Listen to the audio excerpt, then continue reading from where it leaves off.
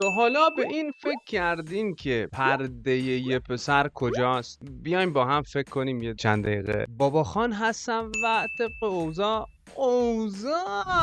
سر این فکر که از کجا به ذهنم رسید، کجا بودیم، در چه حالی بودیم که این صحبت ها روان شد بر زبان، کار نداره. ولی خب نکات مهمی رو بود که از اون بحث کشیدم بیرون. گفتم یه بار دیگه بیایم اینجا با هم دیگه بحثش کنیم. میدونی شاید داریم به اشتباه نگاه بهش میکنیم. تا حالا دقت کردین که پرده یه پسر کجا میتونه باشه؟ کار علمی و فلسفی و احساسی و اینا ندارم. میخوام بگم اون اتفاقی که به قبل و بعد تقسیم میشه، اون عواطفی که قبلش هست بعدش نیست. مو کار ندارم زمینه یه دختر رو دوستانی هستن که توضیح دادن با رسم شکل و توضیحات تیریدی میتونی به نگاه کنی، اما در زمینه پسر به نظر ما پرده پسر جای زده میشه که اولین شکست عشقیشو بخوره. یعنی نگاه کن، میدونم که با هیچ عقل سلیمی تو لحظه اول درست در نمیاد، اما تا حالا به این دقت کردین که اولین شکست عشقی یه پسر چه تاثیراتی رو در آینده اون پسر میذاره؟ نگاه کن، همه چیز رو بر حساب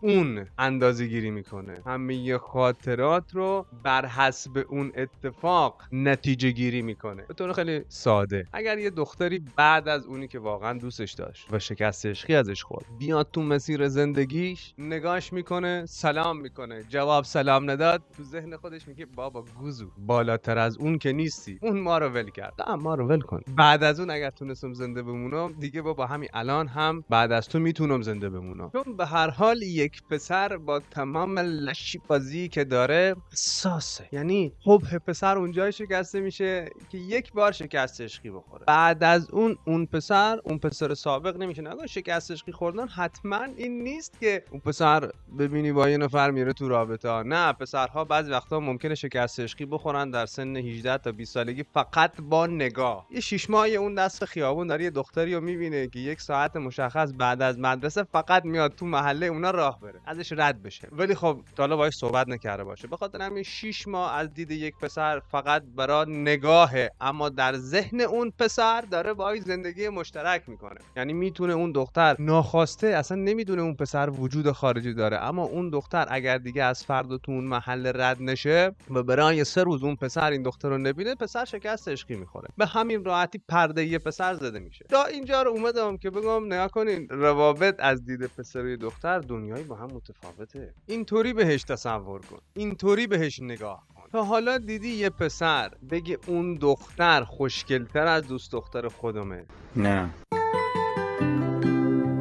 دوست دختر خودمو ول کنم برام با اون دختر؟ نه نگاه کنید، شما داریم بد متوجه میشین. یک دختر اگر ببینه یک پسر دیگه از دوست پسر خودش فلکس داره، وضعیت مالی بهتری داره، خوشگل‌تره، یا هر دلیلی که اون دختر بتونه راضی بشه از نظر ذهنی که اون پسریو که داره میبینه از اون پسری که در حین حال پیششه به دوست پسرشه بهتره، دختره ول میکنه میره.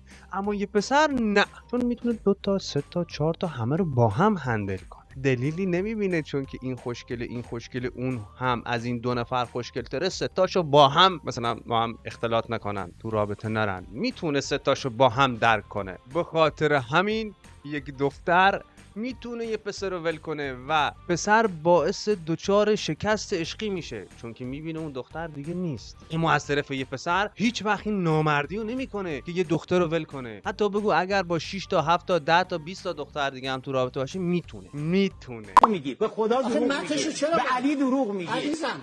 دلیلی نداره که ول کنه دخترها رو، چون که آدم داریم که 3 تا 4 تا دوست دختر رو با هم هندل میکنه، ولی باز وقتی که از اون 4 نفر میره آدم دلش میگیره، میدونی؟ چون تو قبل 4 تا داشتی الان 3 تا داری. به خاطر همین یه پسر پردهش زمانی زده میشه که شکست عشقی اولش رو بخوره. همه این نالج رو بهتون دادم تا برسیم به اینجا. نگاه کن، تو بحث پسر و دختر، هر پسری رو دیدی که داره میگه من با دخترهای زیادی در روابط و سواد بیشتری رو دارم نسبت به پسرهای دیگه تو روابط، گوه میخوره. میخوام الان با رسم شکل بهت بگم. نکن شما اگر کتاب سفره‌داری بانوان را باز کنید، قانون اول سفره‌داری بانوان میفرماید که گوه نخور. اصلا تو شلوغ نمی‌کنی. یعنی شما رو فرمول ریاضی بخواید حساب بکنین، بکن در طول هفته که 7 روزه 3 سفره رو باید سفره‌داری کنی. سفره اول 3 نفر، سفره دوم یه 5 نفری هستن. شاید سفره‌های خصوصی 1 نفره هم داشته باشی که با خود بشه 2 نفر. پس این خودش 3 روز در یک هفته 7 روز است. درسته؟ شما یک روز سفره‌داری می‌کنی. سفره روز قبل شاید زنگ بزنه بگه امروز هم بشینیم، اما تو نه، تو داری میری باشگاه، تو کار داری، تو کسب و کار داری، تو وقت نداری. نباید بدونن که تو پشت سفره دیگه ای نشستی. برای همین که سفره ها با هم اختلالی ایجاد نکنن، تو هیچ وقت نمیای بگی من با دخترهای زیادی در رابطه است. به خاطر همین تو بازار خودت رو خراب نمی‌کنی. تو 1% هم این چانس رو نمیدی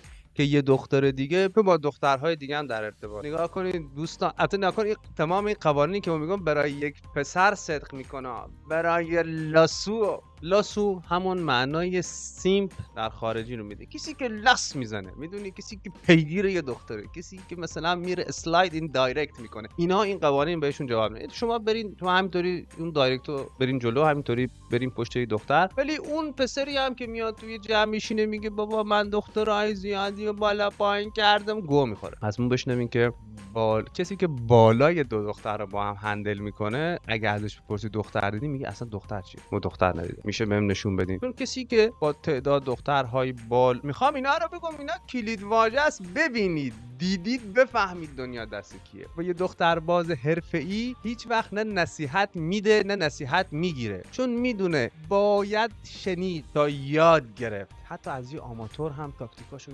میپرسه که چیکار کردی، ما بلد نیستم، بهم یاد بده که 2 تاکتیک بیشتر یاد بگیره. اصلا فقط یه نگاه اجمالی بندازیم به زندگی سخت جنسی پسرها و راه و روش‌هایی که باید یاد بگیرین. دوستان، اگر یکی تو جمع گوه خورد، بفهمین که داره گوه میخوره. با نقشه ها و تاکتیک های اون به چاه نرید. سنمون داره میره بالا، تاکتیک ها رو یاد بگیرید، بفهمین کجا استفاده کنید. واقعا دیگه وقت داره تموم میشه، چیزی نمونده.